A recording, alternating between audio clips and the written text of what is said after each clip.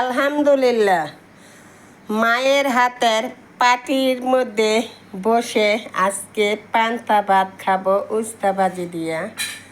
তা মা আমাকে অনেকগুলো পাটিও বানিয়ে দিছিল।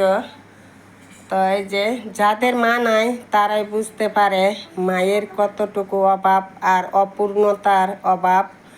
তো যাদের মা আছে অনেকে মায়ের মূল্য বুঝতে চায় না, বুঝে না।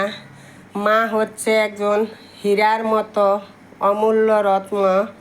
যাদের মা আছে তারাই বুঝে মায়ের কতটুকু ছায়া সন্তানের উপর থাকে আর কতটুকু ভালোবাসা থাকে।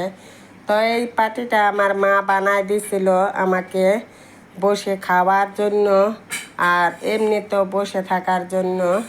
তো আলহামদুলিল্লাহ, আমার মায়ের জন্য সবাই দোয়া করবেন। আমার মা যেন আমাদের মাঝে আরও অনেক দিন বেঁচে থাকে। তো আজকে নাস্তা করব পান্তা ভাত আর উস্তা ভাজি মায়ের হাতের পাটিতে বসে। তো সবাই দোয়া করবেন, সবাই সবার জন্য দোয়া করব। সবার মা যেন দীর্ঘ সময় বেঁচে থাকে সবার মাঝে। আর যাদের মা নাই তাদের মা যেন কবরে ভালো থাকে, জান্নাতবাসী হয়। সবাই সবার জন্য দোয়া করব। সবাই ভালো থাকবেন, সুস্থ থাকবেন। আল্লাহ হাফেজ।